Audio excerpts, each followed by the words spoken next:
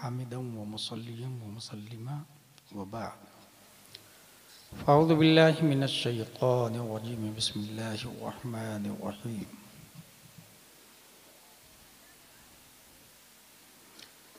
वलक़द कर्रमना बनी आदम सदक़ल्लाहुल अज़ीम।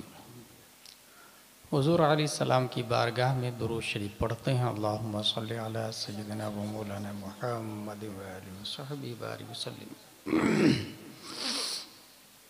सलातम व सलामन अलैका या रसूलल्लाह सल्लल्लाहु तआला अलैहि वसल्लम।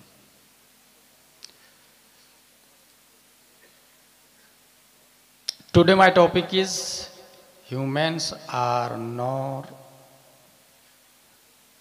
not from this planet। इंसान इस गोले का रहने वाला नहीं है। जिस जमीन पर आप बैठे हैं उसको जमादात कहते हैं। एबल टू वॉक नहीं है वो, एबल टू फील नहीं है वो, एबल टू बिल्ड नहीं है वो। ये जमीन बढ़ नहीं सकती, खा नहीं सकती, पी नहीं सकती। 12:15 पे मर्डर कर दे, खून के फव्वारे जमीन पर होते हैं। कल हो के जमीन बोलती नहीं है, कातिल ये था, मकतूल ये था। अल्लाह ने उससे अफजल दूसरी मखलूक उसी जमीन पर बनाई जिसको नबातात कहते हैं। जैसे गाछी, ट्रीज, ग्रेप्स, पपैयास, ग्रास।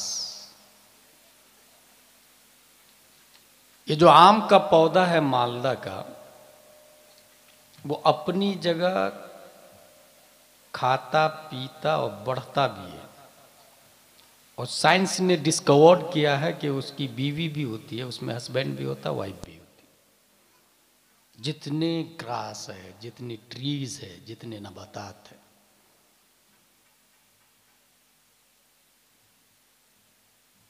अज़वाजम मिन नबातिन शत्ता,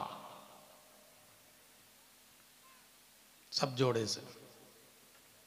बट एबल टू वॉक नहीं है। कोई दरख्त अपनी जगह से खसक कर दूसरे दिन दूसरे के दरवाजे पे नहीं जाता। अल्लाह ने तीसरी मखलूक बनाई है उससे अफजल, जिसको एनिमल्स कहते हैं। गाय, भैंस, कुत्ता, बिल्ली, छछूंदर, कबूतर, परिंदे। खाते पीते ये भी है, मगर वो ट्रीज से अफजल हैं, ग्रास से अफजल हैं, क्योंकि वो अपनी मर्जी से चलते फिरते हैं। जिसमें नाम ये हस्सास मुतहर्रिक बिल इरादा है। पानी देखकर उसकी तरफ कदम बढ़ाते हैं, चारा देखकर उसकी तरफ मुंह बढ़ाते हैं।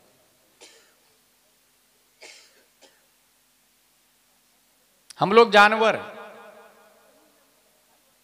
जानवर, जान वाला, ताकतवर, ताकत वाला, ये फारसी लफ्ज।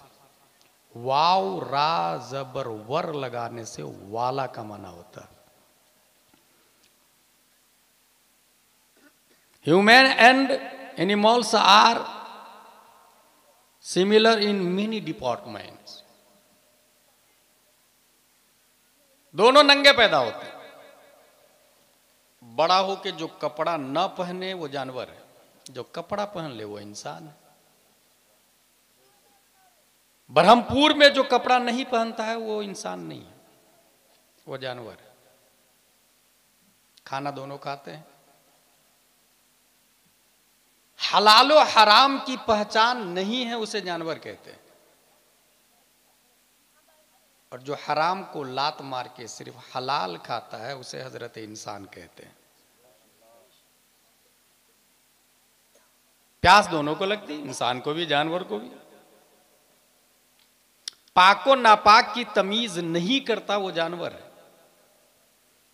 पाक को सिर्फ गले लगाता, नापाक को छोड़ देता है, उसे हजरत इंसान कहते हैं। पेशाब दोनों करते हैं। खड़े खड़े कहीं भी शुरू हो जाए वो जानवर। जो किनारे में तन्हाई में पर्दे में बैठ कर पेशाब के बाद पानी लेता है उसे हजरत इंसान कहते हैं। प्यास दोनों को लगती। बिस्मिल्लाह शरीफ पढ़ के 3 सांस में पीने वाले को हजरत इंसान कहते हैं। इससे मिलर फर्क। इस वक्त इंसान 7.5 अरब से ज्यादा है पूरी दुनिया में, और इंसान जो जानवर से मुमताज है वो कुव्वते नुत्क की बुनियाद पर, कुव्वते दर्राका और कुव्वते मुदरिका की बुनियाद पर, माइंड की बुनियाद पर, जहानत और फतानत की बुनियाद पर। आज तक बरहमपुर का कोई कुत्ता तरक्की करके अपने लिए कुर्ता पजामा नहीं सिलाया है, मगर इंसान है जो नंगा पैदा होता है और धीरे धीरे धीरे धीरे therefore every student should be an ideal student. वो देखता है कि ये लोग कपड़े पहने तो वो भी कपड़ा पहनता है। कुत्ता अगर कुत्ते को कपड़ा पहने देख ले तो वो अपने लिए कपड़ा नहीं सिलाता है। लेकिन एक भारी क्वेश्चन है कि इंसान यहां का रहने वाला है यही कहीं या कहीं और का रहने वाला है। एक बहुत बड़ा साइंटिस्ट दुनिया में आया है जिसका नाम है डॉक्टर एलिस सिल्वर। उसने एक बुक लिखी है, बुक का नाम है humans are no not from this earth. इंसान यहां का नहीं। और उसने 50 से ज्यादा दलाइल दिए। कुछ दलीलें आप सुने। जलसा अगर मेला के लिए हो, जस्ट फॉर किक्स और इंजॉय के लिए हो, तो आमिलतुन नासिबतुन तस्ला नारन हामिया का मुतरादिफ बनने में टाइम नहीं लेता है। और अगर जलसे का वजूद इस्लाह के लिए हुआ है तो 1 sentence can change your life. एक बात आपकी जिंदगी बदल सकती है।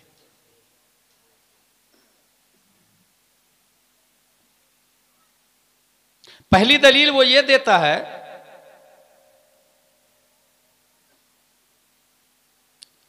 इंसान खड़ा रहे तो थक जाता है। जमीन के अंदर ग्रेविटी है इसलिए। इसका मतलब इंसान वहां से आया है जहां थकान नहीं होती, जहां ग्रेविटी नहीं है। दूसरी दलील, इंसान की जसामत बहुत लंबी थी, ग्रेविटी की वजह से धीरे धीरे कम होती गई। हकीकत है आदम अलैहिस्सलाम बहुत लंबे थे, धीरे धीरे इंसान की हाइट कम होती चली गई। तीसरी दलील, धूप में इंसान ज्यादा देर खड़ा नहीं रहता, बीमारी हो जाती। इसका मतलब इंसान उस प्लेनेट से आया है जहां सूरज का रेडिएशन नहीं है। चौथी दलील, तमाम नियामतों के बावजूद इंसान उदास रहता है, सोचता रहता है। ऐसे ही जैसे बरहमपुर का इंसान अगर न्यूजीलैंड में चला जाए, वीवीआईपी लाइफ हो, हर चीज की फैसिलिटी हो, मगर तन्हाई में बैठ के रोता रहता है। Hey you, why are you crying? क्यों रो रहा भाई? बोले I am remembering my father, my brother, my neighbour, my village, my Berhampur. घर की याद आ रही।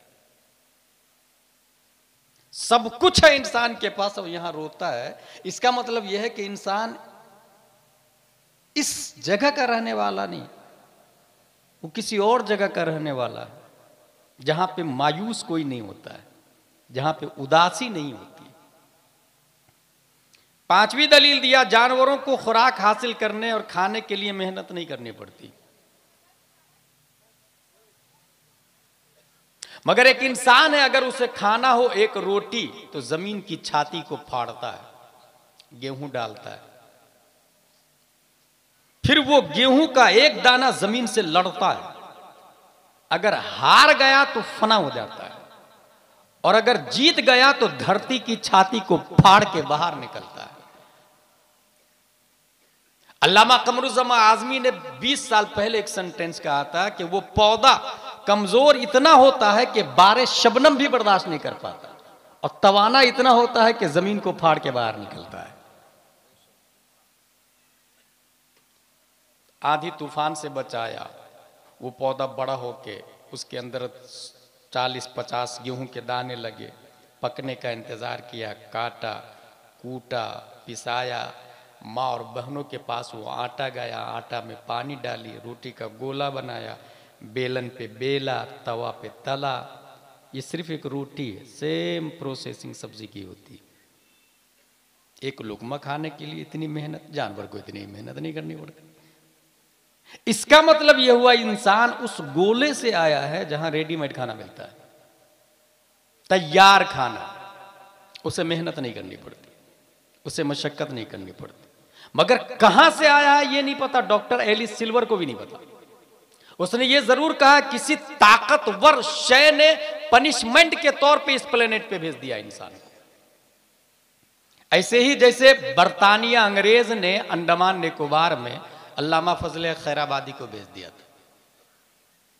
अल्लामा फजल खैराबादी जब अंडमान निकोबार गए तो वहां जेल नहीं था, उस टापू पे जाना ही अपने आप में सजा है। डिस्कनेक्टेड टापू है। दलील नंबर 6, सोने के लिए इंसान को तकिया चाहिए, गद्दा चाहिए, जानवर को तो नहीं चाहिए भाई। इसका मतलब इंसान वहां से आया जहां तकिया है, जहां पलंग है, जहां झूमर है, जहां फुल लाइटिंग है, जहां फुल एसी है। कहां से आया आई डोंट नो, नहीं पता उसको। दलील नंबर 7, इंसान की एक ही जिन्स है। पूरी दुनिया में इंसान 2 पांव, 2 हाथ, नाक, आंख, सबकी आंखें सामने होती, पीछे नहीं होती। लेकिन जानवर मुख्तलिफ प्रकार के होते हैं, मुख्तलिफ अंदाज के होते हैं। 2 मुंह वाले जानवर होते हैं, दोनों तरफ चलने वाले जानवर होते हैं। जानवर ऐसे भी है जो मुंह से नहीं खाते, पूरी बॉडी से एनर्जी लेते हैं। कुछ जानवर ऐसे हैं जिसको ऑक्सीजन भी नहीं चाहिए, पत्थर के बीच में वो जिंदा रहते हैं। आम की गुठली के अंदर कीड़ा होता है, किसने खिलाया भाई उसको? कौन दे रहा ऑक्सीजन? हाइड्रोजन, नाइट्रोजन, फास्फोरस कौन दे रहा उसको? दलील नंबर 8, जानलेवा बीमारी इंसानों के अंदर आती है जिससे एक वक्त हजारों की तादाद में लोग मरना शुरू हो जाते हैं। दलील नंबर 9, जानवर बदलते मौसम के साथ अपने आप को रेगुलेट कर लेते हैं, इंसान रेगुलेट नहीं कर पाता है, वो बीमार हो जाता है। सर्दी में हीटर चाहिए, गर्मी में कूलर चाहिए, एसी चाहिए, और तबीयत खराब होती है अलग। दलील नंबर 10, इंसान के अलावा सब खूंखार लड़ाकू जानवर रहते हैं। इंसान नेचुरली लड़ाकू नहीं है, इंसान नेचुरली मासूम है। जहां से आया वहां सब मासूम रहते हैं। नेचुरली से मेरी मुराद ये है, वहां कोई लड़ता झगड़ता नहीं, वहां कोई गाली गुलूच नहीं करता, मां बहन नहीं करता, चोरी नहीं करता।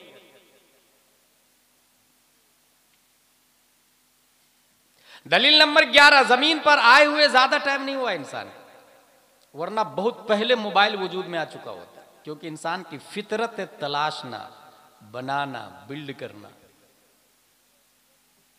50 ऐसे दलाइल दिए। डॉक्टर एलिस सिल्वर समेत दुनिया के convent, saint Pius, saint Joseph, little flower, MBBS, DM, barrister, collector, राजदूत, सबसे आप पूछे कि कहां से आया इंसान, ये तो बता, बोले आई डोंट नो। मगर आप मदरसा कलीमिया मिसबाहुल उलूम के किसी फारिग तहसील आलिम से पूछे तो वो कहेंगे कुरान शरीफ में आया या आदम उस्कुन अंत व ज़ौजुकल जन्नह व कुला मिन्हा रगदन हैतु शि'तुमा वला तक़रबा हादिहि शजरा फतकूना मिनज़ ज़ालिमीन फअज़ल्लहुमा अश-शैतानु अन्हा फअख़रजहुमा मिम्मा काना फ़ीहि व क़ुलना हबितू बअदुकुम लिबअद अदुव्वुन व लकुम फ़िल अर्दि मुस्तक़र्रुन व मताउन इला हीन। इंसान जिस प्लेनेट से आया है, इंसान जिस गोले और थाले से आया है, उसका नाम जन्नत है। सुभान अल्लाह, सुभान अल्लाह, हक। दैट्स क्लियर, इंसान यहां का नहीं है। लेकिन भाई साहब, कुरान शरीफ की एक आयत तो ये कहती है मिन्हा खलकनाकुम, हमने आपको इस मिट्टी से बनाया। अब मिट्टी तो यही है। बरहमपुर में, बरहमपुर ही नाम, बरहमपुर कब्रिस्तान देखी होगी आप लोगों ने। जो लोग कब्र खोदते हैं, समटाइम उन्हें हड्डियां नजर आती। वो हड्डियां डोनाल्ड ट्रंप के बाप दादा की नहीं होती, हमारे बाप दादा की होती।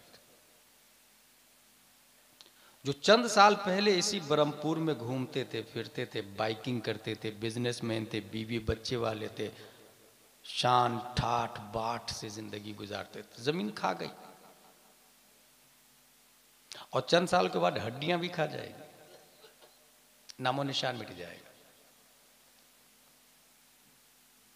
डॉक्टर एलिस सिल्वर बोल रहा इंसान यहां का नहीं है। कुरान बोलता हमने यहां से बनाया और यहीं लौटाएंगे। मिन्हा खलकनाकुम व फीहा नुईदुकुम, यहां से बनाया इसी में लौटाएंगे। व मिन्हा नुखरिजुकुम, यहीं से उठाएंगे।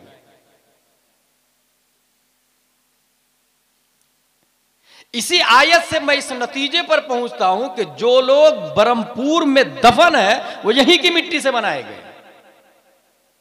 जो लोग भारत में दफन है वो भारत की मिट्टी से बनाए गए। कुफार मुशरिकीन का क्या हाल होगा जिन्हें बहती नदी में डाल दिया जाता और वो समंदरों से मिल जाती। भारत उसका है या नहीं इसकी कोई दलील नहीं है, मगर कुरान की आयत बोलता ये है कि इंसान भारत की मिट्टी से पैदा हुआ, मोमिन यही की मिट्टी से पैदा हुआ जो यहां दफन हुआ।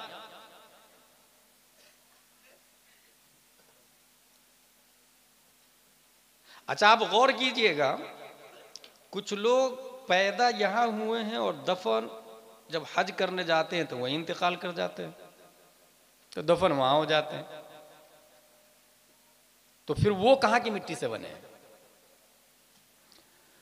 खल्लाक़े दो आलम का इरशाद है, हुवल्लज़ी युसव्विरुकुम फिल अरहाम कैफ़ यशा।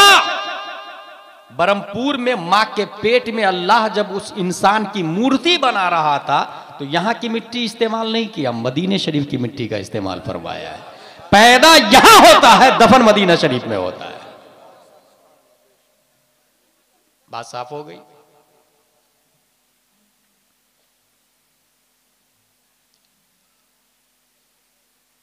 अच्छा, इंसान को आप देखिए, मुख्तलिफुल मिजाज, मुख्तलिफुल अलवान, मुख्तलिफुल अशकाल, मुख्तलिफुल अजसाम, कोई काला है, कोई गोरा है, कोई सख्त है, कोई नरम है, कोई गर्म है। जानते हैं क्यों? ये मिट्टी की सिफत है। मिट्टी के अंदर जितनी सिफतें हैं, जितनी खूबी है, जितनी खामियां हैं, वो सब इंसान के अंदर आती है। इसी मिट्टी से धतूरा, बबूल, गन्ना, बाजरा, मक्का, जौ, ग्रास,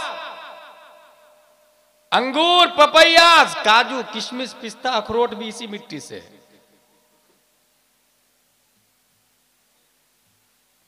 एक का वजन है 1000 रुपये किलो, एक की कीमत 1000 रुपये किलो, और एक को फ्री में भी कोई नहीं पूछता है। यही हाल इंसान का है। कुफारो मुशरिकीन है, जमीन पे बोझ है, माँ बाप पे बोझ है, रोजाना शराब पी के आता और बीवी को 10 गालियां देता और 10 लठ मारता है। अपने लिए भी मुसीबत, दूसरों के लिए भी मुसीबत है।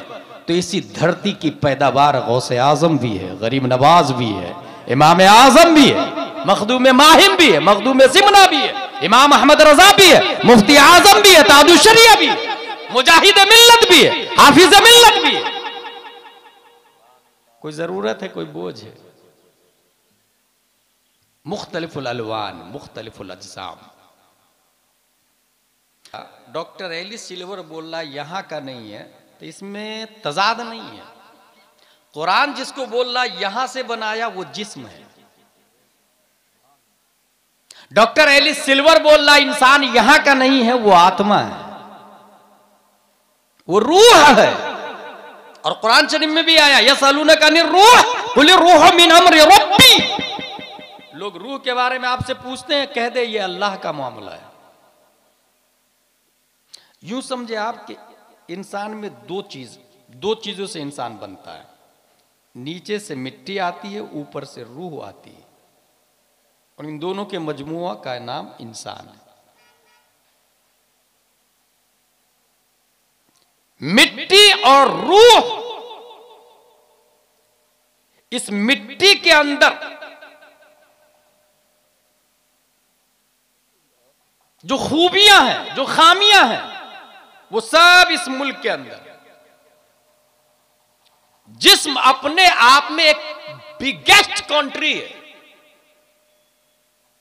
आपने डॉक्टर इकबाल का नाम सुना होगा। वो कहते हैं घटे तो एक मुश्त खाक है इंसान, बढ़े तो उस आते कौनैन 208 कंट्री भी कम पड़ जाती है। घटे तो एक मुश्त खाक है इंसान, और बढ़े तो 208 कंट्री, ये भी कम है। हजरत अली कहते अतहसबु अन्नका जिर्मुन सगीर वफीकन तवा अल आलमुल अकबर। इंसान तू क्या सोचता छोटा सा एक जिस्म है? No no no, the big country inside yourself. बहुत बड़ी दुनिया तुम्हारे अंदर है। जमीन के अंदर नबातात, जमादात, हैवानात, पहाड़, नदी, नाले, चश्मे, अशजार, अबहार, अकमार है। बॉडी के अंदर भी नदी है, नाले है, चश्मे है, हड्डियां है, रेतीलापन है, ग्रास है, और मिलियन बिलियन बैक्टीरियाज है जमीन के अंदर, जिस्म के अंदर, जो इंसान की बका के लिए लाजिम है। अगर मैं आसान लफ्जों में आपको एक बात बता दूं कि जिस्म जो एक मुल्क है ना, इस मुल्क के प्राइम मिनिस्टर के दावेदार दो लोग हैं। नफ्स बोलता है मुल्क के जिस्म का मैं मालिक, रूह बोलती है नहीं, मुल्क के जिस्म पर मेरी हुकूमत होगी। और ये दोनों लड़ना शुरू करते हैं। नफ्स बोलता नहीं, हाथ मेरी बात मानेगा, रूह बोलती नहीं, हाथ मेरी बात मानेगा। ये दोनों लड़ते हैं। कौन? नफ्स और रूह। अगर नफ्स गालिब आ गया तो हाथ फिर सलाम के लिए नहीं उठता, तमाचा के लिए उठता है। और अगर रूह गालिब आ गई तो फिर हाथ मुसाफा के लिए उठता है। नफ्स गालिब आ गया तो कदम शराब खाने की तरफ जाते हैं, रूह गालिब आ गई तो वही कदम मस्जिद की तरफ चलना शुरू कर देते हैं। ये फाइटिंग होती है और आपको समझ में नहीं आता। ये डेली इलेक्शन होता है बदन में, डेली इलेक्शन होता है। नफ्स ने कहा बिरयानी, आपने बिरयानी खा ली, नफ्स के गुलाम। और जब नफ्स बोले बिरयानी, आप कहे नहीं, तूने बोला, मैं तेरी बात नहीं मानूंगा, मैं तो सूखी रोटी खाऊंगा। अगर आपने यह काम कर लिया, नफ्स की नहीं मानी, नफ्स को मारना और नफ्स से लड़ना शुरू कर दिया, तो तसव्वुफ की भाषा में इसे मुजाहदा कहते हैं। नफ्स ने बोला बहुत ठंडी लग रही है यार, गर्म पानी से वुजू कर लेते। आपने कहा नहीं, तुझे ठंडे ही पानी से वुजू करना होगा। ऐसा आदमी 470 हिजरी में अगर पैदा होता है तो दुनिया उसी आदमी को शेख अब्दुल कादिर जिलानी के नाम से याद करते हैं। मुझे उम्मीद है कुछ लोग मेरी बात समझ ही लिए होंगे। ये फाइटिंग होती है, डेली आपके जिस्म में इलेक्शन होता है। दो भारी मिसाल दे दूं आपको। 61 हिजरी में करबला की धरती पर एक इलेक्शन बताता हूं। इब्ने साद 4000 लश्कर लेकर रूमियों के मुकाबले में जा रहा था, काफिरों से लड़ने। इब्ने जियाद का लेटर आया यजीद की तरफ से, काफिरों से बाद में लड़ना, पहले हुसैन को कत्ल करो। उसने कहा नहीं मैं नहीं करूंगा। कहा सोच ले, मिलियन बिलियन रुपये दिए जाएंगे, रय की हुकूमत दे दी जाएगी। उसने कहा फिर सोचता हूं रात भर सोचा। That is election. हुसैन को मारूंगा रय की हुकूमत मिलेगी, रूमियों को मारूंगा तो कुछ नहीं मिलेगा सिवाय माले गनीमत के। नफ्स बोल रहा है हुसैन को मार, रूह बोल रही है रूमियों से लड़। इलेक्शन में इब्ने साद हार गया। 4000 फौज लेकर रूमियों के मुकाबिल में जाने की बजाय हुसैन बिन अली रज़ियल्लाहु अन्हु के मुकाबिल करबला में आ गया और लड़ करके हमेशा हमेशा के लिए खुद कुत्ते की मौत मारा गया बाद में और जहन्नमी हो गया। इलेक्शन में हार गया। आया था काफिरों को मारने के लिए, घर से निकला था वो, मगर किसको मारा? इमाम हुसैन रज़ियल्लाहु अन्हु के लिए, गया जहन्नम में। दूसरा इलेक्शन बताओ, यहां पर रूह की बजाय नफ्स को गालिब दे दिया। एक नाम है हुर करबला की तारीख में, यजीदियों की तरफ से लड़ने के लिए आया, इमाम हुसैन के काफिले को रोक दिया। इमाम हुसैन ने बातें की, गुफ्तो शुनुईद की।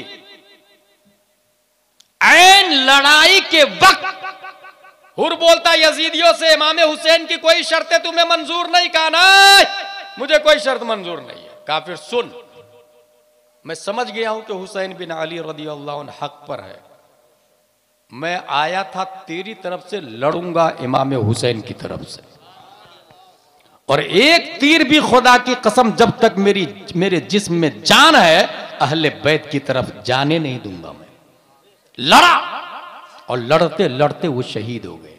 इलेक्शन यजीद की तरफ से आया था, नफ्स का गुलाम था, मगर इलेक्शन हुआ, वोट दिया रूह को, रूह गालिब आ गई। वो हुर जो यजीद की तरफ से आके हुसैन की तरफ लड़े, जहन्नम के रास्ते पर चल रहे थे, सडनली इलेक्शन में वोट देता है रूह को, हुसैन की तरफ से आते और हमेशा हमेशा के लिए मर के शहीद हो जाते हैं, बल्कि मर के जिंदा हो जाते हैं। ये इलेक्शन आपकी बॉडी में डेली होता है, रोजाना होता है। फैसला आपको करना है कि वोट किसको दे, रूह को वोट दे या नफ्स को वोट दे। मिनहा खलकनाकुम व फीहा नुईदुकुम, इसी में लौटा दिया जाता है। नंगा पैदा होता है इंसान, नंगे ही जाता है। वो तो हम लोग कपड़ा पहना देते हैं ना, ठीक है। तारीख बताती है, किताबों में आया है कि वो आदमी रुस्तम, बल्कि सिकंदर बादशाह, उसने कहा था मैं मर जाऊं तो मेरे दोनों हाथ कफन से बाहर कर देना। कहा क्यों? कहा दुनिया को पता चले मैं हुकूमत करता था, बादशाह था दुनिया का, लेकिन खाली हाथ जा रहा हूं। इंसान खाली हाथ जाता है, मगर वो इंसान जो अपनी जिंदगी में वोट दिया है रूह को, वो खाली हाथ नहीं जाता, बल्कि वोट रूह को दे करके नफ्स को पहले ही मार डालता है। और जो इंसान नफ्स को मार डालता है, फिर वो इंसान कब्र में कैसे जाता? लहद में इश्क रुखे शह का दाग लेके चले, अंधेरी रात सुनी थी चराग लेके चले। जीते जी नफ्स को मार दिया तो अब वो मरता नहीं है, मार तो पहले ही दिया है। और कुरान शरीफ में कुल्लो नफ्सिन जायक़तुल मौत आया, कुल्लो रूहिन जायक़तुल मौत नहीं आया। हर नफ्स को मौत का जायका चखना है, हर रूह को मौत का जायका चखना, ये लफ्ज नहीं है। इसका मतलब जिसने जीते जी नफ्स को मार दिया, वो इंसान इंतकाले मकानी करके जन्नत में चला जाता है, जहां से इंसान आया है। जन्नत में नरम नरम गद्दे लगे हुए हैं, जन्नत में सूरज का रेडिएशन नहीं है। जन्नत को जन्नत कहते ही है इसलिए कि वो घास से ढका हुआ है, अनहार है, नहरें हैं। और रेडीमेड जन्नत में खाना रेडीमेड मिलता, पता आप लोग को? जन्नत में कहेंगे आई वांट टू फिश, तो आपके सामने कंप्लीट मछली हाजिर है। जो तमन्ना करे तैयार होकर के हाजिर है। लेकिन जन्नत में जाने की ख्वाहिश सबको है, तमन्ना भी सबको है। बहुत पहले दरसे निजामी में एक शेर पढ़ा था, लौ काना हादल इल्म युदरकु बिलमुना मा काना यबकी फिल बरिया जाहिलु। लेकिन तमन्ना से अगर कुछ हासिल होता तो शायद रुए जमीन पर कोई जाहिल नहीं होता, रुए जमीन पर कोई गरीब नहीं होता, रुए जमीन पर कोई बूढ़ा भी नहीं होता, सब जवानी होते, सब तमन्ना करते जवानी। मगर इस वक्त खुसूसन मुस्लिम तबका ऐसा रस्म रिवाज में उलझा है कि उससे शऊर भी नहीं है और ईमान कोसों दूर जा चुका है। हम लोग का हाल ऐसे ही है जैसे दूल्हे की गाड़ी सजी हुई है, चारों तरफ से फूल से गाड़ी ढकी हुई है और हजारों बाराती गाड़ी के पीछे चल रही है, हजारों बाराती गाड़ी के पीछे। दूल्हा किडनैप हो चुका है और लोग गाड़ी के पीछे चल रहे हैं और समझ क्या रहे हैं, दूल्हे के पीछे चल रहा। भाई साहब वो कब का किडनैप हो चुका है, ईमान कब का निकल चुका है, रस्मो रिवाज बाकी है। जलसा में जाना है, कुछ खरीदारी भी कर लेनी है, कुछ रिश्तेदारों से भी मिल लेना है, शब बारात में फातिया भी दिला लेनी है, दीनी तालीम के नाम पर कुरान शरीफ भी पढ़ा देना अपने बच्चे को। आप लोग क्या कुरान शरीफ पढ़ने को दीनी तालीम समझते हैं? इस वक्त हिंदुस्तान का अलमिया यह है कि तकरीबन 10 से 15% मुस्लिम कुरान पढ़ना जानता है और वो समझता है कि मेरे पास दीनी तालीम है। गलत। ये उर्दू की तालीम है जिसमें अनवार शरीयत, बहार शरीयत, कानून शरीयत दाखिल है और इसके जिम्मेदार हर फर्द है। कौन नहीं चाहता मेरा बेटा नेक पैदा हो, हर शख्स चाहता है, मगर नेक बेटा पैदा होने के लिए शादी से पहले ही तैयारी करनी पड़ती है और यह काम इजराइल कर रहा है। वो जीनियस बच्चा पैदा करने के लिए, बच्चा जब मां के पेट में होता है तो मां के हाथ में पेनो देते हैं, मां को खाने के लिए खजूर देते, बोले इससे बच्चे का दिमाग बढ़ता है। प्रेग्नेंट लेडी को मछली खिलाते हैं कि बच्चे का दिमाग बढ़ता है इससे।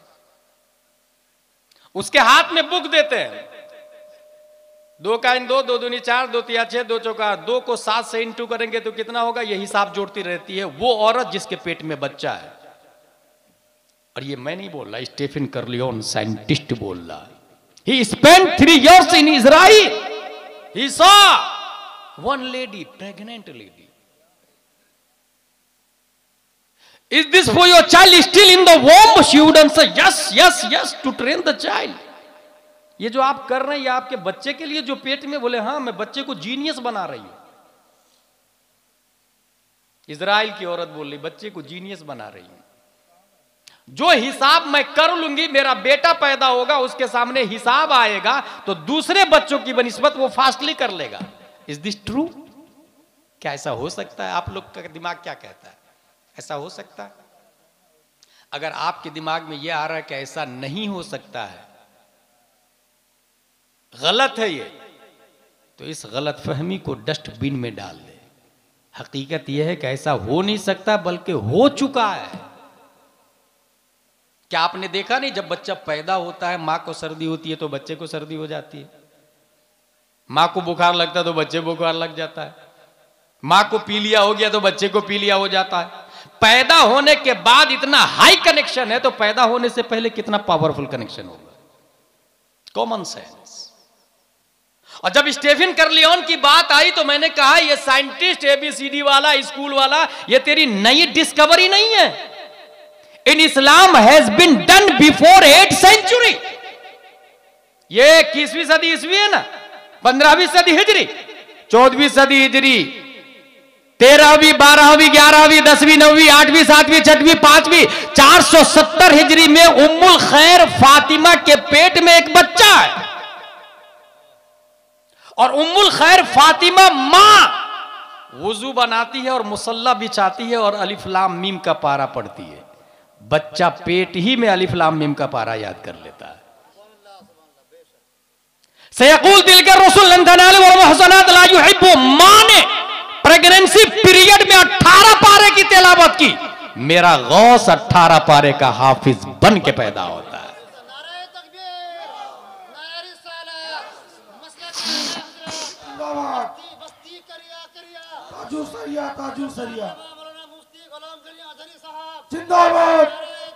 अल्लाह अकबर।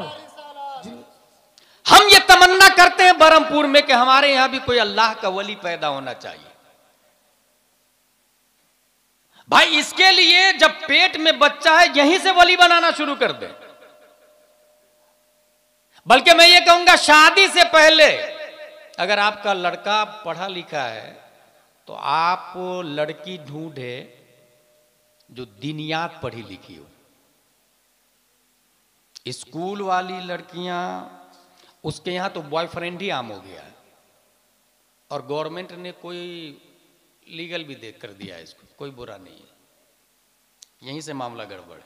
फतावा रज़विया में आला हजरत एक सेंटेंस लिखते हैं, बुरी रग जरूर रंग लाती है।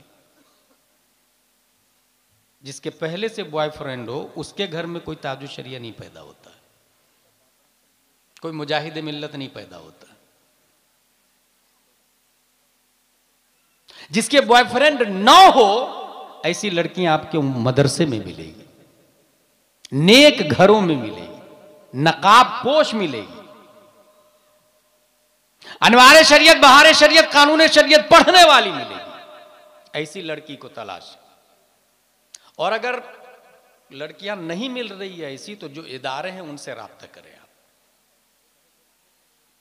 बरहमपुर में आलेमा नहीं है तो जो नौजवान है, जो शादी की उम्र के हैं, जो माँ बाप अपने बेटे के लिए लड़की ढूंढ रहे हैं, वो एक आलिमा लेकर के आए। जहेज नहीं मांगे, क्योंकि जहेज मांगने वाले को मैं मर्द नहीं समझता।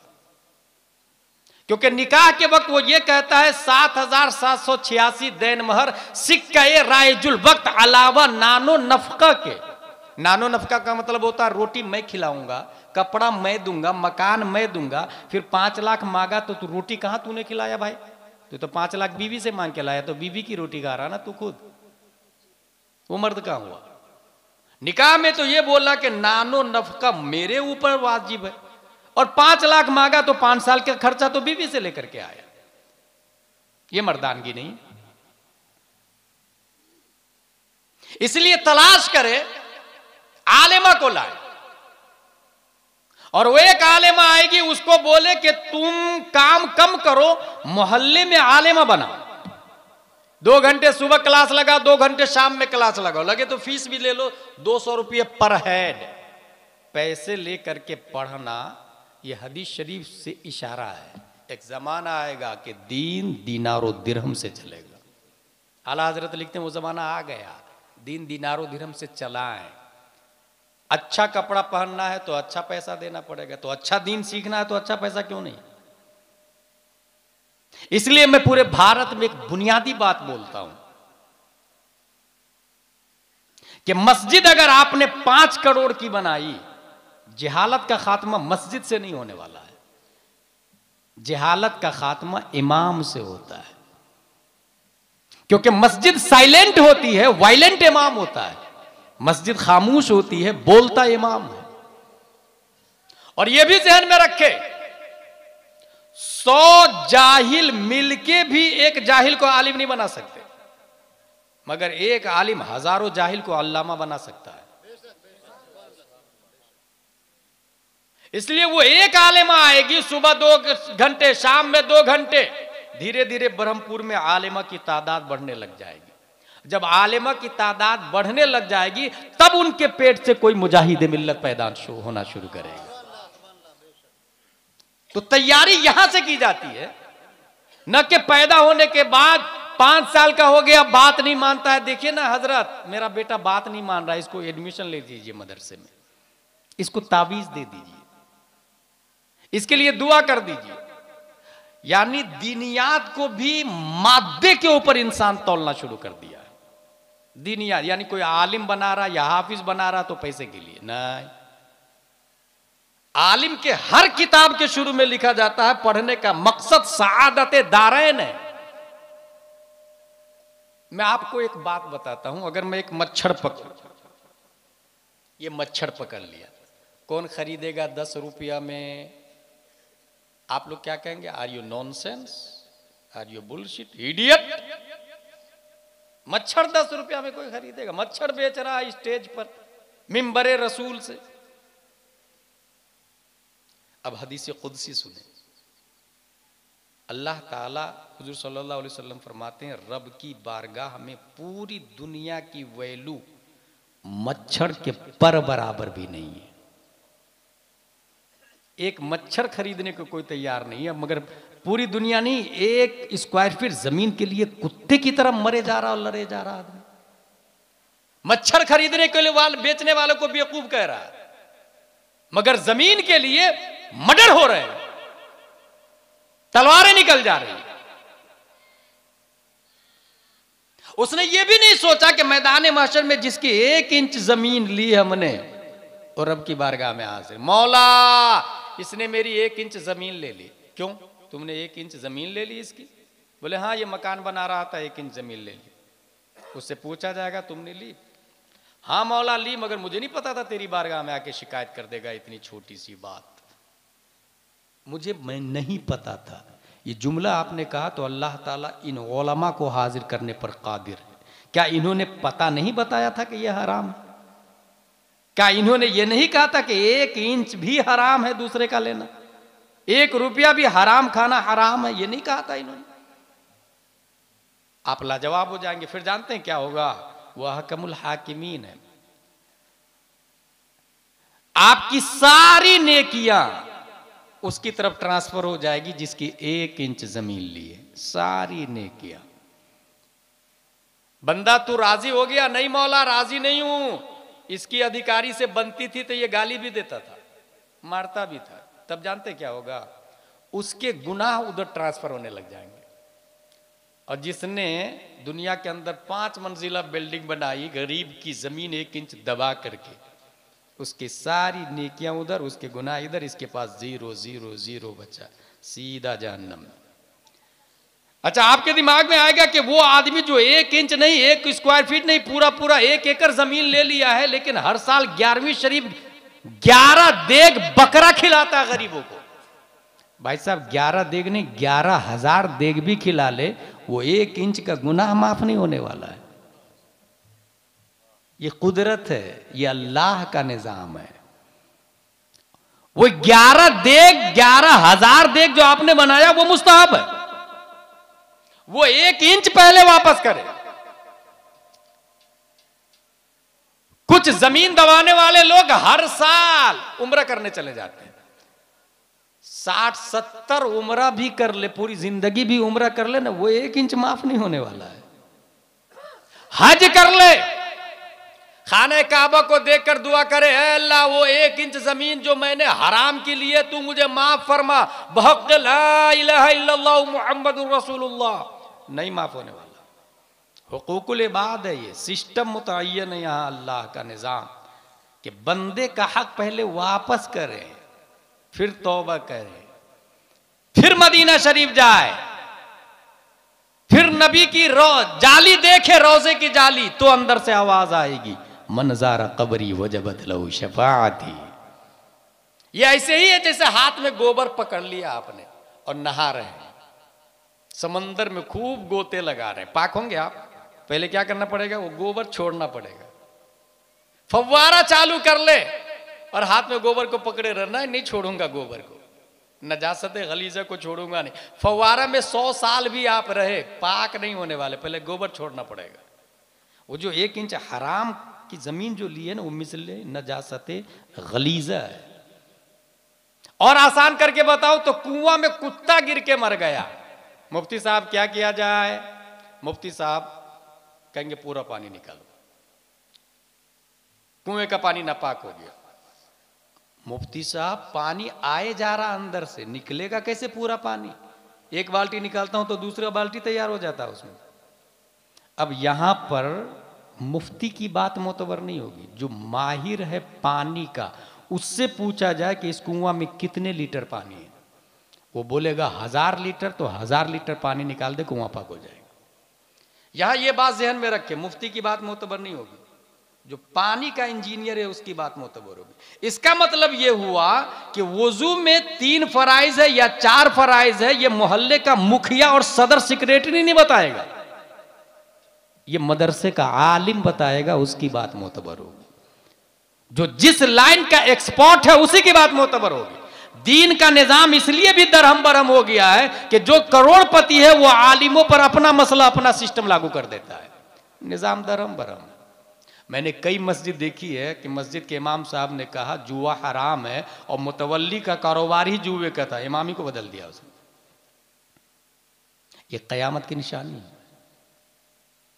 उलमा खत्म हो जाएंगे, जाहिल लोग रईस बन जाएंगे, निजाम दीन का उन्हीं के हाथों में होगा, उनसे मसला पूछेंगे। और दीन का निजाम मतलब दीन का प्लेटफॉर्म कौन कौन सा आपको पता है? दीन का बुनियादी प्लेटफॉर्म इस वक्त मदरसा है, मस्जिद है। मस्जिद में जो इमाम तैयार किए जाते हैं और भेजे जाते हैं वो मदरसे से भेजे जाते हैं। हुजूर सल्लल्लाहु ताला अलैहि वसल्लम की मस्जिद है, उस मस्जिद ही में मदरसा भी था। हुजूर सल्लल्लाहु अलैहि वसल्लम मस्जिद ही में पढ़ाते भी थे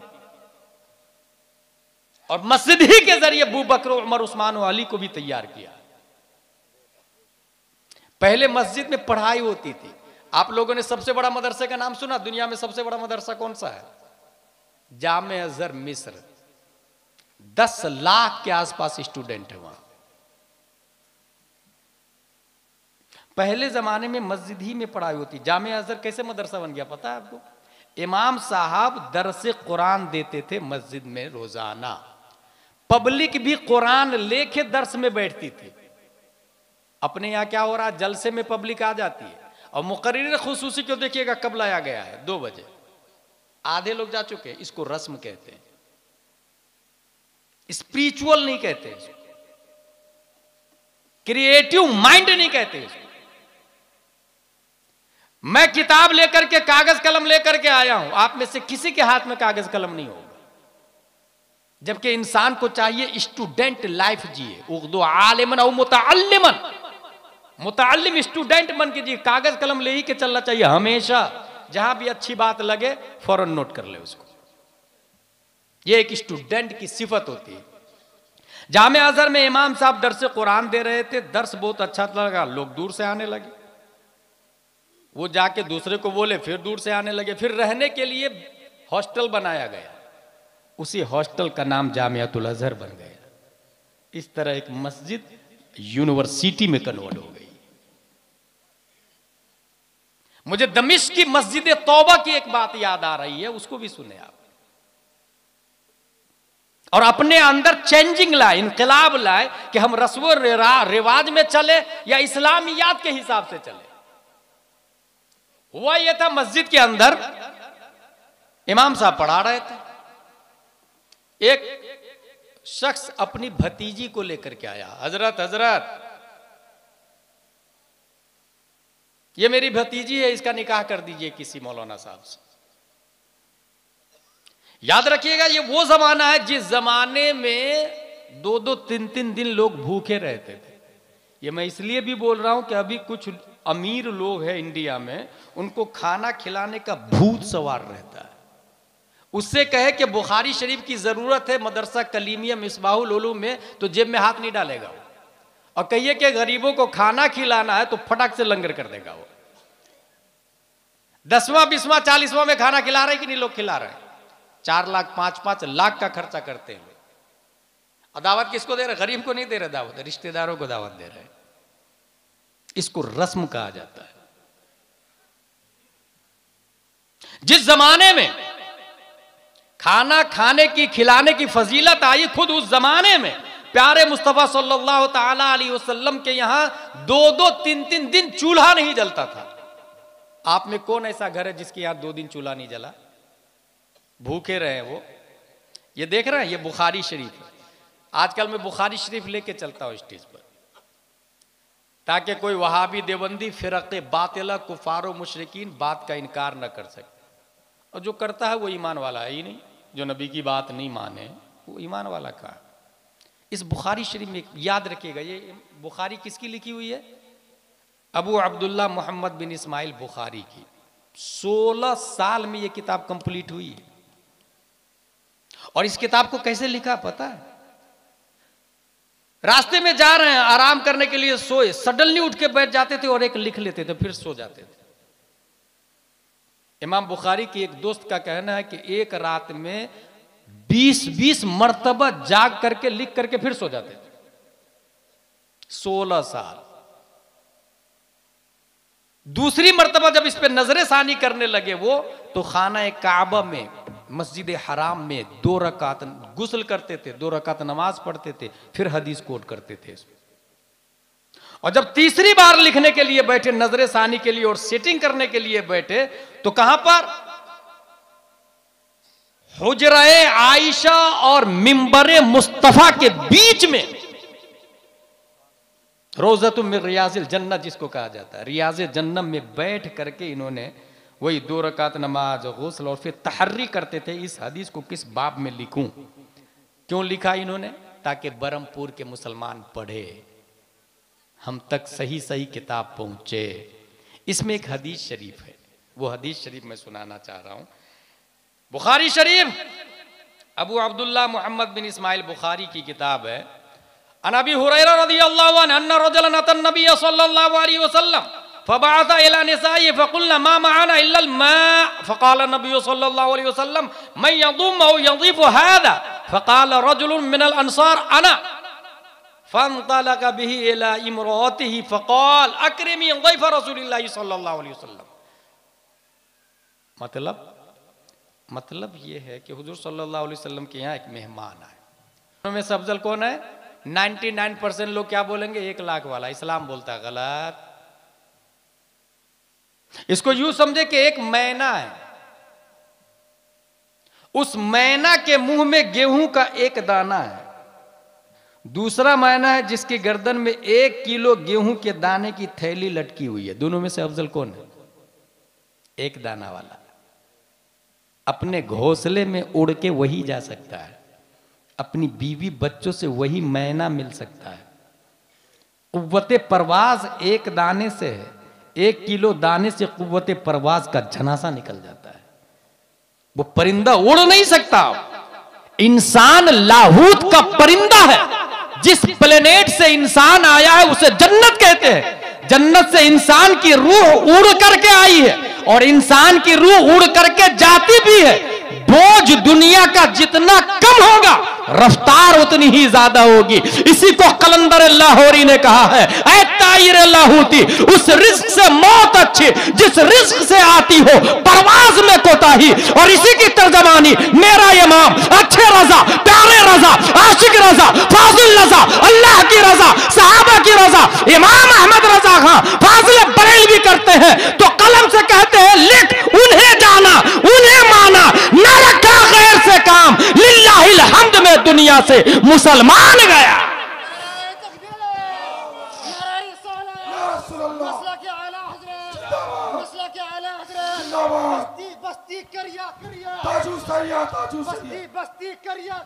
मैं जानता हूं कि यहां पर 25% लोग बैठे हुए हैं, 75% लोग जा चुके हैं। कमेटी वाले अपने पॉलिसी को चेंज करें, कुछ सोचे, उलमा के मशवरे से जलसा करें। सिर्फ अवाम मशवरा करके सदर सेक्रेटरी खजांची बनाने से कब दीन से दूर हो जाएंगे पता भी नहीं चलेगा। आलिम दीन की रहनुमाई लाजिम और वाजिब है। सिर्फ रस्म और रिवाज में ना चले। हुजूर सल्लल्लाहु ताला अलैहि वसल्लम मालिके कुल हैं, मगर मालिके निसाब नहीं है। मालिके निसाब किसको कहते हैं? जिस पे ज़कात फर्ज हो। नबी पे ज़कात फर्ज ही नहीं होती थी, क्योंकि इतने पैसे का मालिक ही नहीं बनते थे वो। तो 1000 रुपये का मालिक रहना ये अफजल है 1 लाख वाले से।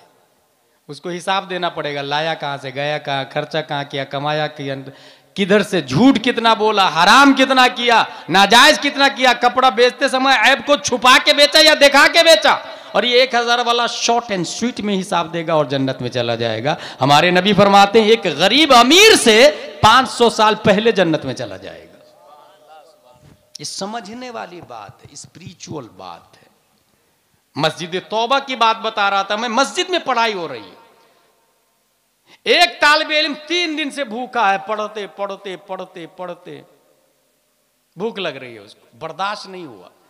वो गया, घर से निकला और एक दरवाजा खुला हुआ था, घुस गया अंदर तो देखा कि औरतें बैठी हुई है, फौरन पलट के वापस आ गई। दूसरे दरवाजा देखा, उसके अंदर खुशबू आ रही थी खाने की, अंदर देखा कोई नहीं है। ये देखिए कौन बात कर रहा है, इसको बोले आप ही माइक पे आके तकरीर कर ले आप। दरवाजा खुला था, वो अंदर गया, खाने की खुशबू आ रही है, देखा कि बैगन की सब्जी पकी, चम्मच डाला बैगन की पतीली में, एक बैगन निकाला, पकड़ा, मुंह में डाला, दांत गराया, फिर ख्याल आया ये तो हराम है यार, अब मैं मेहमान रसूल और हराम खोरी ना, गंदी बात। उस बैगन को वापस रख दिया, चला गया। भूखा पेटे 3 दिन से पढ़ रहा हजरत की बारगाह में, मस्जिद ही में पढ़ रहा है।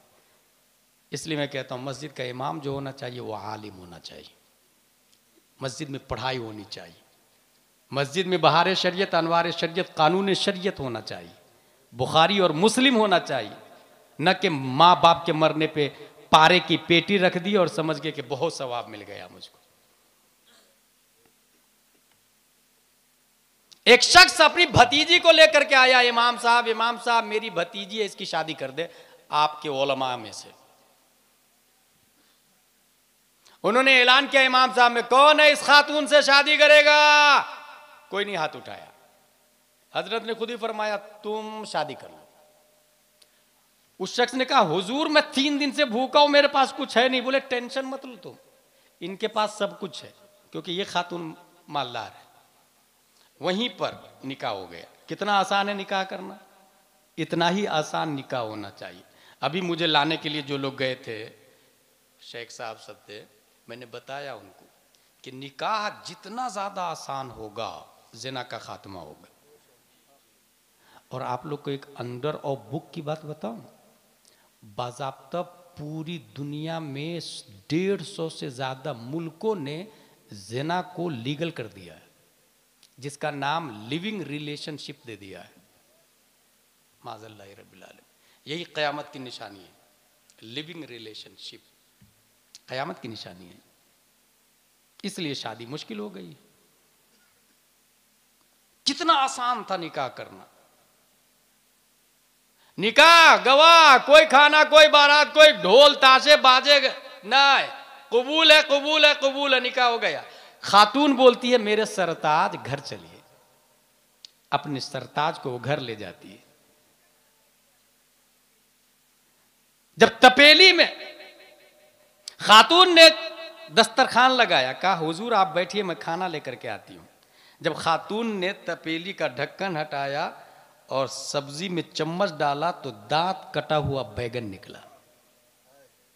वो खातून कहती है कितने अजीब लोग हैं, दांत काट के छोड़ दिया। वो नौजवान बोलता है वो अजीब आदमी कोई और नहीं मैं हूं। अल्लाह के डर से, खशियत इलाही की बुनियाद पर मैंने हराम खोरी से अपने आप को बचाया, इसलिए दांत गराकर मुंह से वापस निकाल के रख दिया। वो खातून बोलती है खशियत इलाही की बरकत है कि अल्लाह ने बैगन को भी हलाल कर दिया, बैगन की मालिका को भी हलाल कर दिया, और जिस घर में बैगन है उस घर का मालिक भी अल्लाह ने आपको बना दिया।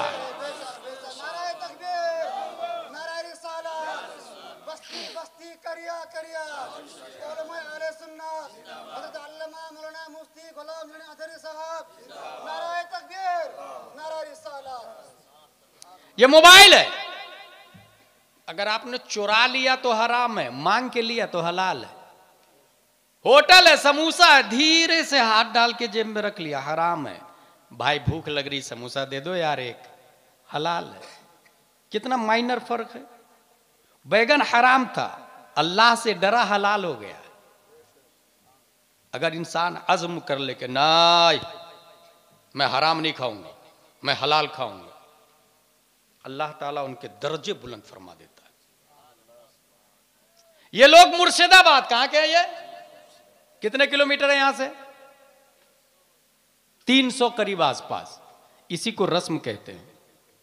बरहमपुर वाले कितने हाफिज बने? Should be noted this point. 150 kilometre से आकर के ये हाफिज बन के जा रहे हैं। अच्छा, आप लोग खाना मदद भी कर रहे हैं, करना भी चाहिए, लेकिन जहालत का खात्मा इनको हाफिज बनाने से नहीं होगा। जहालत का खात्मा तब होगा जब आपके बच्चे पढ़ेंगे मदरसा कलीमिया में। इसको रस्म कहते हैं कि बाहर से बच्चे लाओ, दस्तार बंदी दो, पढ़ाओ, दस्तार बंदी दो और भेज दो। इसको रस्म कहा जाता है। हम अपने बच्चे को आलिम बनाएंगे, अपने बच्चे को आलिम बनाएंगे। इसको स्पिरिचुअल कहते हैं। कितनी मेहनत और मशक्कत से हाफिज गुलाम रब्बानी पढ़ा रहे हैं, कभी पूछा आपने? उनकी बीवी का क्या हाल है, बच्चों का क्या हाल है, तबीयत तो नहीं खराब है, घर का खर्चा कैसे चल रहा? कोई पुरसाने हाल नहीं। इसको रस्म कहते हैं। रस्म की बजाय स्पिरिचुअल में ध्यान दे, रूह में ध्यान दे। मुझे यकीन है मैंने कुछ बुनियादी बातें की है। अब आप लोग अपने ज़मीर से, अपने दिल से, अपने आप से बात करके सोचेंगे तनाई में कि मुझे क्या करना चाहिए। जिन लोगों ने हमारे लिए इतनी मेहनत और मशक्क़त की है, हम तो अल्लाह का शुक्र है कि खुशहाल हैं, चल फिर रहे हैं। मैं एक मौलाना साहब का नाम बताता हूँ, उनका नाम है शमसुल अइम्मत सरखसी। उन्होंने हक बात बोली तो बादशाह ने उनको जेल में डाल दिया। यहाँ जलसे में कितना चंदा हुआ पता है आप लोग? बहुत मेहनत की गई है और कई दिनों से गांव मेहनत मशक्कत करके पैसा 2-2 रुपया 10-10 रुपया जमा कर रहे हैं लोग।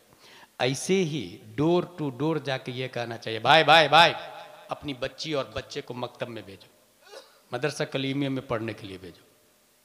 1 दिन 2 दिन 3 दिन अगर कोई आपसे कहेगा बार बार मेरे घर पे आ जाता, who are you interfere in my personal life, she is my daughter, he is my children, it is our matter. मेरी मर्जी पढ़ाऊं या नहीं पढ़ाऊं। नौजवान को हिम्मत नहीं हारना चाहिए। जिस तरह चंदा किया मेहनत से, ऐसी डोर टू डोर जाके बोले नहीं तू भेज अपने बच्चे को मदरसे में, आप भेजें। और ये आपका पर्सनल मैटर नहीं है, क्योंकि जिस दिन आपकी बेटी किसी काफिर के साथ भाग जाएगी तो सिर्फ आपकी नाक नहीं कटेगी, पूरे बरहमपुर की नाक कटेगी। ये पर्सनल मैटर नहीं हुआ, पूरे समाज का मैटर हुआ, पूरी सोसाइटी का मैटर हुआ, पूरे कल्चर का मैटर हुआ। इसलिए भेजिए अपने बच्चे को मकतब में। नहीं भेजे तो लड़ ले, मैं ये कहूंगा लड़ ले। पैसे के लिए लड़ते, खेत के लिए लड़ते, दुकान के लिए लड़ते, मकान के लिए लड़ते, दीन के लिए भी लड़ लेना। जेल ही जाना पड़ेगा ना। जो दीन के लिए जेल जाता है उसे इमाम अहमद बिन हंबल कहते हैं। जो दीन के लिए जेल जाता है उसे शमसुल अइम्मत सरखसी कहते हैं। जो दीन के लिए जेल जाता है उसे इमाम आज़म अबू हनीफा कहते हैं। जो दीन के लिए जेल जाता है उसे मुजाहिद मिल्लत कहते हैं। मुजाहिद मिल्लत 8 बार जेल गए, 8 बार जेल गए।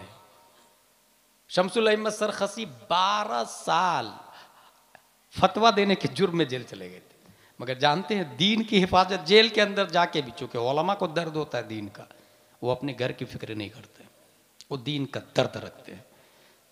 कुछ उलमाए किराम गए जेलर के पास, जेलर साहब वो जो जेल के अंदर मौलाना साहब है उनसे मुझे बातें करनी, आपकी इजाजत है? बोले बात कर सकते हो, अंदर जा नहीं सकते हो। तो कहा ठीक है। वो जेल कैसा था? बंद कुआं में डाल दिया गया था उनको, नजर बंद, अंधेरा अंधेरा। ऊपर से आवाज जा सकती है, नीचे से आवाज आ सकती है, मगर देख एक दूसरे को कोई नहीं सकता है। अब सुने क्या हुआ। 12 साल तक कुएं के मेड़ पर बैठकर उलमाए किराम मसला पूछते थे नीचे के मुफ्ती साहब से, जेल के मुफ्ती साहब से। मुफ्ती साहब आधा सर का मसा किया तो वुजू होगा कि नहीं होगा, अंदर से मुफ्ती साहब जवाब देते थे। चौथाई सर का मसा फर्ज है, पूरे सर का मसा मुस्तहब है। उलमाए किराम ऊपर कुएं पे बैठे थे ना, वो लिख लेते थे जवाब को। इस सवाल जवाब को लिखा गया तो लिखते लिखते लिखते 12 साल में अल मबसूत नामी 20 जिल्दों में किताब छपी गई है। 20 जिल्दों में वो किताब अभी पढ़ाई जाती, मुफ्तियों के कोर्स में बड़े बड़े मुफ्ती उससे फतवा देते हैं। कहां लिखी गई वो किताब? जेल में। सोचने वाली बात है, हम घर में रह के आजाद रह के दीन सीखने को तैयार नहीं, वो जेल के अंदर से किताब लिख रहे हैं। जेल के अंदर से किताब लिख। सुन्नी देवबंदी की अगर बात करें आप, तो बहुत सारे लोग जाते हैं हरम में, वहाबी इमाम के पीछे नमाज पढ़ लेते हैं, रिश्ता वहाबी के यहाँ कर लेते हैं। अब वहाबी क्या रिश्ता जाओ ना, या उठक बैठक कर लो, दिखावे की नमाज पढ़ लो, कोई बोलेगा तो नहीं तुमको। बोले ना, मैं इसीलिए तो घूम रहा हूं कि तुम मुझसे पूछो कि क्यों घूम रहे हो, और फिर मैं जवाब दूं कि बेईमान और वहाबी मुर्तद के पीछे नमाज नहीं होती। और तुम मुझे जेल में डालो तो मैं जेल चला जाऊं और नबी की सुन्नत जिंदा हो जाए, बुजुर्गों की सुन्नत जिंदा हो जाए। नबी को भी शअब अबी तालिब में कैद कर दिया गया था 3 साल तक। सही फरमाया हजरत। मेरे भाई, वो जो हरम में घूम रहे थे नमाज के टाइम, ताकि लोग पूछे, मुनाजरा भी करते थे वहीं से, क्यों घूम रहे? बोले नमाज नहीं होती। क्या दलील है? वो दलील देते थे, बहस करते थे। उस आदमी को दुनिया मुजाहिद मिल्लत हबीबुर रहमान के नाम से याद करती है। इस तरह इन लोगों ने दीन की हिफाजत की है। आज हम दीन पढ़ ले और उस पर अमल कर ले। मैं फिर से बोल रहा हूं, रस्म और रिवाज पर मत जाए। अपने बच्चे को 2 घंटे के लिए मकतब में भेजे, इसी मदरसे में भेजे, पढ़ के वापस आ जाए। बच्ची को भेजे, बच्चियों के लिए आलिमा अलग से लाए। आलिम साहब नहीं पढ़ाएंगे। कौन बोलता आलिम साहब मासूम होते हैं? इन्ना शर्र शर्र शरारुल उलमा इन्ना खैरुल खैर खियारुल उलमा। उलमा शर्रे कौम भी होते हैं और खैरे कौम भी होते हैं। उलमा में बहुत बुरे भी आते हैं। पहचानना आपको है कि यह अशरफ अली थानवी वाला है या आला हजरत वाला है। ये डिसाइड आपको करना है कि ये किधर वाला है। आलिम साहब बच्चियों को नहीं पढ़ाएंगे, आलिमा पढ़ाएगी। अगर ये मिजाज बना लिया आपने, तो जिस तरह 1 sentence can change your life, ऐसे ही 1 man can change culture of Berhampur. हर इंसान इस वक्त मोबाइल में लगा हुआ है। टीवी खोले, रिमोट आप चालू करें तो हजारों चैनल है। अपने चैनल कितने हैं? कभी सोचा आपने? सुन्नियत की हिफाजत करने वाले, दीन की हिफाजत करने वाले कितने चैनल? पैसे नहीं हमारे पास, करोड़ों रुपया लगता है चैनल खोलने के लिए। और जिस रईस को अल्लाह ने दौलत दी है, इतना बेगैरत और बेहिस है कि उसे दर्द ही नहीं है दीन का। वो एक बिल्डिंग के बाद मालदा में दूसरी बिल्डिंग बनाएगा, तीसरी कलकत्ता में, चौथी मुंबई में खरीदता है। चैनल की फिक्र नहीं होती, दीन की हिफाजत कहां से फिक्र होगी? वो तो खुद ही पढ़ा लिखा नहीं है। दीन का दर्द जिसको होता है, वो अपने हिसाब से जहां तक हो सकता काम करता है। ऐसे ही नाचीज ने एक चैनल खोला है, और ये मोबाइल का चैनल है, और ये वीडियो चैनल नहीं है, ऑडियो चैनल है, टेक्स्ट चैनल है। रोजाना उस चैनल पर आकर 2 से 3 मिनट में गुफ्तगू करता हूं अकीदे की हिफाजत के लिए या बर्निंग मैटर पर। हम टीवी पे चैनल नहीं खोल सकते हैं, मोबाइल हर हाथ में है ना। हम अपने दीन अपने मोबाइल के जरिए अपना दीन तो सीख सकते। मोबाइल में गाना सब सुनता है, दीन भी सीख ले 2-3 मिनट के लिए। इसलिए मैं अपने चैनल का नंबर दे रहा हूं आप लोग को, आप लोग नोट करें, मोबाइल निकाले अपना अपना, और उसमें व्हाट्सएप पे मैसेज कीजिए। अच्छा, आएगा कहां ये भी बता देता हूं, नहीं तो पता चले ढूंढते ही रह जाए। जब आप चैटिंग करेंगे, ये देखिए व्हाट्सएप है, व्हाट्सएप पे चैटिंग के बाजू में अपडेट आता है, अपडेट पे चैनल चलेगा। व्हाट्सएप पे मेरे नंबर पे आप ये मैसेज कीजिएगा, हजरत मुझे अपने चैनल का लिंक भेजिए। ये जिसका मैसेज आएगा उस पर मैं लिंक भेज दूंगा। नंबर है 900901950। Listen to me again, 900901950। कोई फालतू मैसेज नहीं करेगा, कोई परेशान नहीं करेगा। जो मैं भेजूंगा उसको तवज्जो से, कभी कभी आज ही मैंने पूछा भी अपने चैनल पे, वजू में कितने फराइज है? 3 या 4 या 5 या 6? एक आदमी ने जवाब दिया 6 फराइज है, एक आदमी ने 5 का जवाब दिया, ज्यादातर आदमी ने 4 का जवाब दिया, 2-3 आदमी ने 3 का भी जवाब दिया। सोचे, हमें वजू के फराइज नहीं याद है, वजू के फराइज नहीं याद है, क्या कर लेंगे आप? किसको बताऊं, कहां सिखाऊं? मस्जिद में वो जाता नहीं, स्टेज पर मैं बुनियादी बातें करूं या वजू के फराइज सिखाऊं? वजू में 4 फराइज है, चेहरा धोना, हाथ धोना, मसा करना, पांव धोना। गुस्ल में 3 फराइज है, कुल्ली करना, नाक साफ करना, पूरे बदन पे पानी बहाना। इस्लाम की बुनियाद 5 चीजों पर है, तौहीद, नमाज, रोजा, ज़कात, हज। ये बुनियादी चीज है। अल्लाह तबारक व तआला हम सबको कुरान शरीफ, हदीस शरीफ, फिक़्ह शरीफ पढ़ने, समझने, अमल करने की तौफीक अता फरमाए। बस्तवी साहब है कि चले गए? अल्लाह तबारक व तआला शोराए अहले सुन्नत को शरीयत के दायरे में कलाम पढ़ने और हमें सुनने की तौफीक अता फरमाए। वमा